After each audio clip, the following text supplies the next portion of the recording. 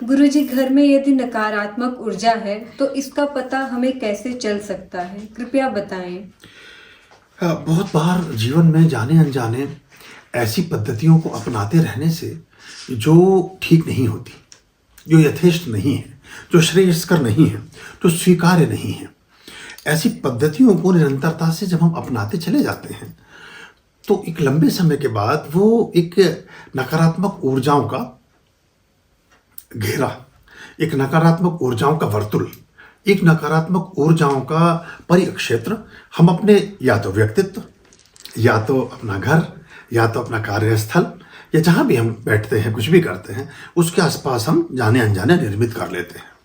इसी ऐसे ही जैसे त्याज्य पदार्थ हैं, मांस, मदिरा, ये उल्टे पुल्टे काम, इन सब को भी अगर हम किसी कार्यस्थल पर करते हैं, जो भी व्यक्ति अपने गल्ले पर बैठकर, अपनी दुकान पर बैठकर, अपने कार्यस्थल, व्यावसायिक वाणिज्यिक स्थल पर बैठ करके मांस मदिरा का प्रयोग करता है, उसका बिजनेस आज नहीं तो कल समाप्त होगा ही होगा। थोड़ा समय लगेगा लेकिन समाप्त हो जाएगा। तो ऐसे कुछ चीज़ों के अपने विधान हैं, क्योंकि उसकी जो अधिष्ठात्री देवी हैं उस कार्यस्थल की, वो माँ लक्ष्मी है, और वो महान, वो परम पवित्रता की देवी हैं। तो क्षणिक रूप से आपको किसी का लग सकता है कि वो तो सब करते हैं उनके ऑफिस में सब, पर वो आपको लंबा नहीं, स्थायी कभी नहीं मिलेगा, अस्थायी रहेगा।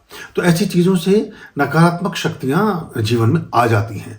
हर समय कलह कलेश करते रहने से, ठीक से शुद्धि ना रखने से, दोनों समय हमें दांत साफ करने चाहिए।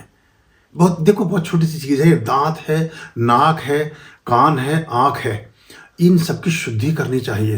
नाक, इन सब में अलग अलग देवी देवताओं के वास हैं, इन अंगों में हमारे, तो उनकी पवित्रता और शुद्धता बड़ी आवश्यक है। अच्छे साफ शुद्ध वस्त्र पहनने चाहिए। जिस वस्त्र को पहन करके आप शौचादि से निवृत्त होते हैं, प्राय खासतौर से पुरुष, वो वस्त्र उनके अशुद्ध हो जाते हैं। वाले की बात बड़ी अजीब है, लेकिन साधना में तो ये सब ध्यान रखना पड़ता है। चलो, व्यवस्था की बात अलग है, आप किसी ऑफिस में कहीं कितनी बार पतलून या कितनी बार पजामा चेंज करेंगे, लेकिन क्योंकि वो कुछ प्रोसीजर ही ऐसा है पुरुषों का कि जब वो लघु शंका करते हैं खड़े होकर के, तो वो छींटे उनके उन वस्त्रों पर जाते हैं, फिर उसी को पहनकर अगर वो पाठ में बैठ रहे हैं तो फिर वो नकारात्मक ऊर्जाएं उनके फलों से हमें पृथक करती हैं। तो ऐसा होता है, बहुत बार आपने देखा होगा, बहुत साधकों को, वो लोग, कई बार जब मैं डोकेशिया में था, मॉरिशस में, तो वहाँ 4-5 बार जैसे वस्त्र बदलने होते थे, गर्मी थी थोड़ी और हर पार्ट के साथ, तो लोग सोचते थे कि पता नहीं इतने कपड़े क्यों पहनते रहते हैं।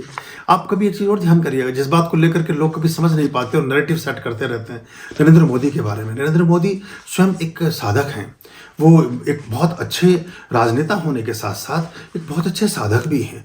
तो वो आप उनको बार बार देखेंगे कि वो साफ शुद्ध कपड़े पहनते हैं, क्योंकि अलग अलग कालखंड में अलग अलग तरह की पूजा प्रार्थनाएं वो कर रहे होते हैं।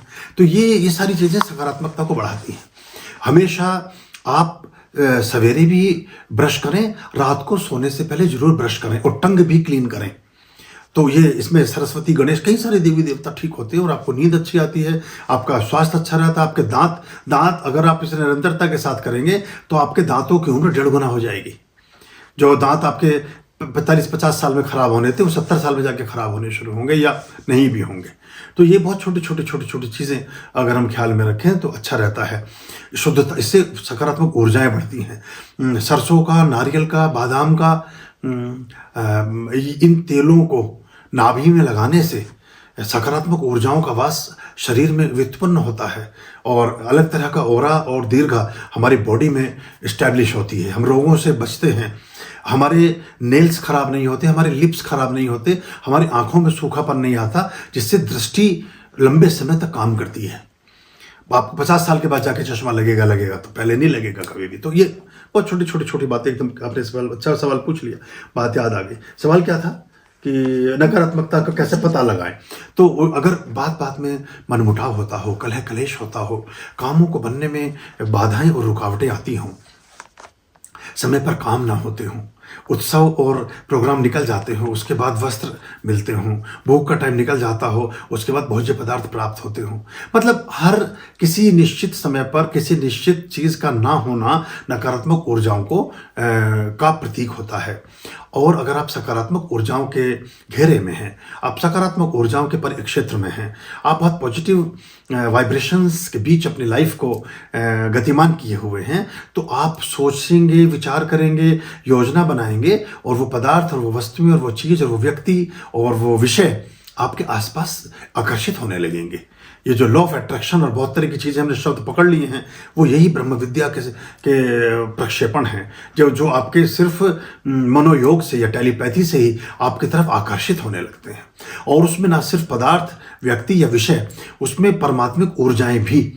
फिर जिस देवी देवता का आप आधान करते हैं, संधान करते हैं, उसकी व्यवस्था को विशेष ढंग से लेकर चलते हैं, वो भी आपकी तरफ आकर्षित होने लगता है।